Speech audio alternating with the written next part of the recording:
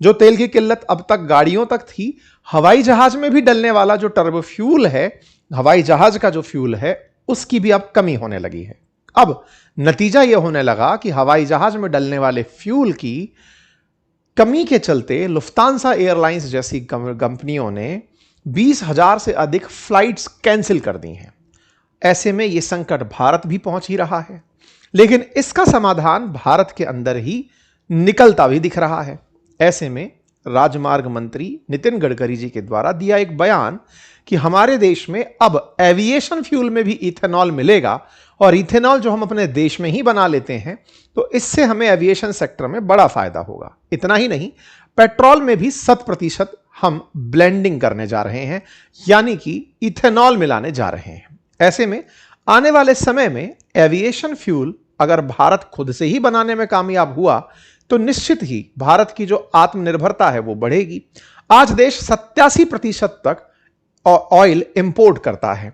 उस imported oil में ethanol का मिल जाना भारत के लिए एक बड़ी उपलब्धि शामिल होगा।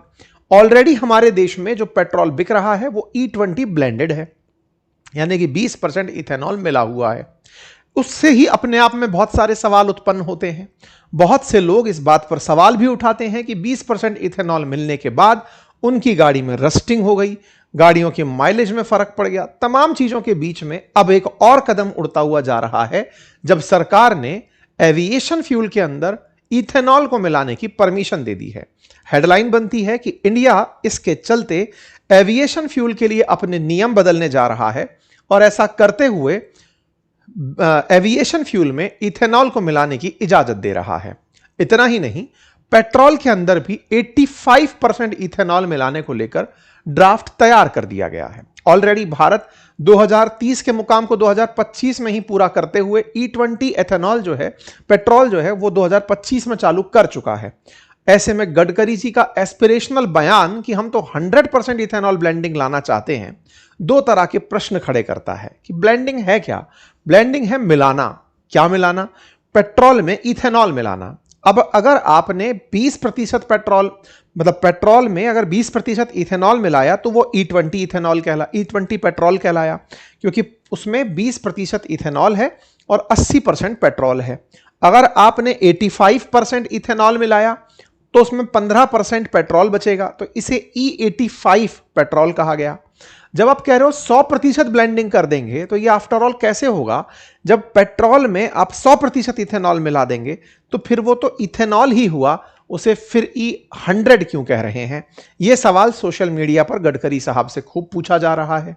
इसका भी जवाब मैं आपको आगे चलते हुए देता हूं, लेकिन उससे पहले आप चैनल को सब्सक्राइब कर लीजिए ताकि अपडेटेड जानकारी आप तक पहुंचती रहे।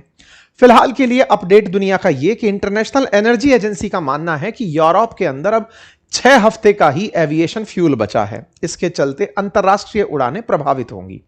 एविएशन फ्यूल की किल्लत क्यों आई? क्योंकि दुनिया क्रूड ऑयल परचेज करती है, उसे फिर रिफाइन करती है और उसी से एलपीजी, पेट्रोल, डीजल और एविएशन फ्यूल बनाती है। चूंकि क्रूड ऑयल की सप्लाई स्ट्रेट ऑफ हॉर्मुज से बाधित हो रखी है, जो कि दुनिया की लगभग 20% सप्लाई का केंद्र है, तो ऐसे में क्रूड ऑयल से बनने वाला एविएशन फ्यूल भी अब उपलब्ध नहीं हो पा रहा है। ऐसे में एयरलाइंस के ऊपर बोझ बढ़ रहा है, क्योंकि एयरलाइंस उस एविएशन फ्यूल को महंगे दामों पर खरीद रही हैं, जिसके चलते यात्रियों का किराया बढ़ रहा है। एक फ्लाइट टिकट में 30% योगदान केवल फ्यूल के किराए का, फ्यूल के कीमत का होता है। अगर फ्यूल की कीमतें बढ़ती हैं तो एविएशन फ्यूल महंगा होता चला जाता है। बस यही एक इंपॉर्टेंट पॉइंट है जिसके चलते यात्री भार, यात्री किराया बढ़ता जा रहा है। टिकट की कीमतें अगर तय होने की जानकारी दी जाए तो 4 मुख्य भाग एयरलाइन के टिकट के होते हैं, जिसमें एक बेस फेयर होता है, एक फ्यूल सरचार्ज होता है जो कि कीमत फ्यूल पर वसूली जाती है, एक एयरपोर्ट का टैक्स होता है और एक यूजर डेवलपमेंट फीस होती है। इन सब से मिलकर के एयरलाइंस का किराया तय होता है। अब आने वाले समय में इस एयरलाइंस पर बढ़ते बाहर के चलते, यात्रियों के महंगे टिकट के चलते, एयरलाइंस पेट्रोल, अपने एविएशन फ्यूल की कमी के चलते कदम उठा रही हैं। जैसे दुनिया के अंदर डच एयरलाइंस ने अगले महीने के लिए अपनी 160 फ्लाइट रद्द कर दी हैं। लुफ्तांसा ने 20,000 फ्लाइट रद्द कर दी हैं और 27 हवाई जहाज उड़ाने से ही रोक दिए हैं। इजीजेट ने पहली छमाही में 560 मिलियन पाउंड के नुकसान की आशंका जता दी है। ऐसे में ही एयर इंडिया ने भी अपनी यात्रियों में $280 का किराया जोड़ने का निर्णय ले लिया है। ये सभी की सभी कारण जो हैं ये बड़ी हेडलाइन बनकर अब दिख रहे हैं। अब प्रॉब्लम तो पता चल गई, समाधान क्या है? समाधान है गडकरी जी के पास। गडकरी जी का मानना है कि प्राकृतिक गैस मंत्रालय ने जब से एविएशन टरबाइन फ्यूल में एथेनॉल ब्लेंडिंग को मंजूरी दी है तो उससे निश्चित ही फ्यूल की आवश्यकता को कम किया जा सकेगा। 100% जहां आपको पेट्रोल की जरूरत थी या एविएशन फ्यूल की जरूरत थी, अब उसमें अगर इथेनॉल मिलाया जाएगा तो उतनी ही कम इथेनॉल की पेट्रोल की आवश्यकता होगी। अब ये सब इथेनॉल है क्या? देखिए, रासायनिक रूप से तो फॉर्मूला है इसका C2H5OH। ये एक अल्कोहल है, लेकिन इसके अंदर कैलोरीफिक वैल्यू यानी इसको जलाने के बाद ऊर्जा जो प्राप्त होती है वो पेट्रोल के मुकाबले की ही होती है। इसी के चलते इथेनॉल को पेट्रोल में मिलाया जाता है।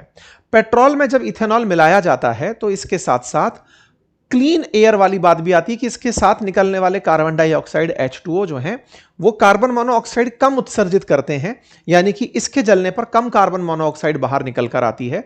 इसलिए इसे एक अच्छे फ्यूल के रूप में ट्रीट किया जाता है। सवाल है इथेनॉल बनता कैसे है?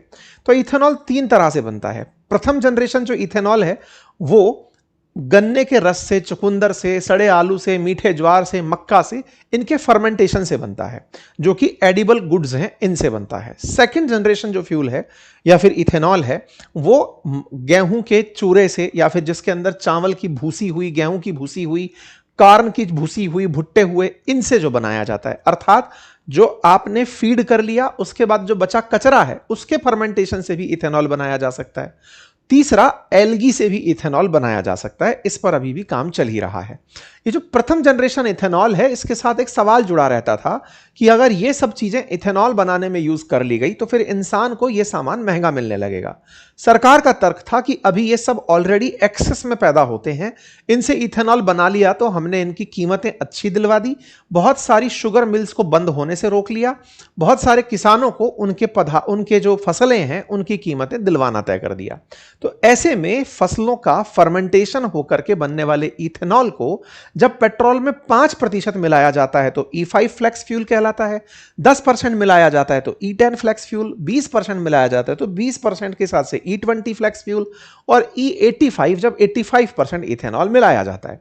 एक और श्रेणी जिसे आप E100 कहते हैं, असल में उसमें 5% पेट्रोल होता है और 95% उसके अंदर इथेनॉल होता है। तो जो E100 है असल में वो E95 है, लेकिन उसे E100 के नाम से बोला जाता है क्योंकि उससे ज्यादा इथेनॉल आप मिला नहीं सकते। मतलब अगर मिला दिया तो कहेंगे कि 99.99% तो बना ही सकते हैं, लेकिन तब पेट्रोल खत्म ही हो गया, फिर तो आप इथेनॉल से गाड़ी झुमा रहे हैं। खैर, फिलहाल के लिए ये 4-5 प्रकार के जो ब्लेंडिंग फ्यूल्स हैं, इनमें से E20 फ्यूल ऑलरेडी देश के सभी पेट्रोल पंप्स पर दिया जा रहा है।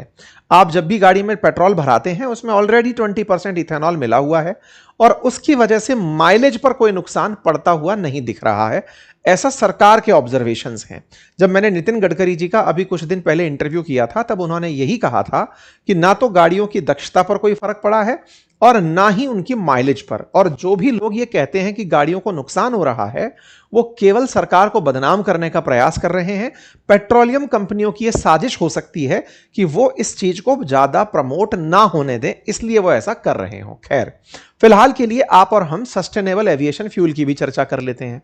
सस्टेनेबल एविएशन फ्यूल यानी कि ऐसा हवाई जहाज का लगने वाला फ्यूल जिससे प्रदूषण कम हो, कार्बन डाइऑक्साइड का निकलना कम हो और साथ साथ भारत का जो बिल है एक्सपोर्ट इंपोर्ट के कारण वो भी कम आए, क्योंकि 87% जब हम ऑयल इंपोर्ट करते हैं तो निश्चित ही ब्लेंडिंग हो जाने से सीधा सीधा अगर कंप्लीट फ्यूल के अंदर ब्लेंडिंग कर दी गई तो आप अगर समझकर चलें तो हमारा जो 87% इंपोर्ट है वो घट करके 7 दूनी 14, 8 दूनी 16, 17% घट जाएगा। तो 70% ही इंपोर्ट आप लोगों को करना पड़ेगा, इस तरह से समझकर चलिए। ठीक है, सरकार ने इसी के चलते 2026 की शुरुआत में ही 20% इथेनॉल को परमिशन दे दी थी।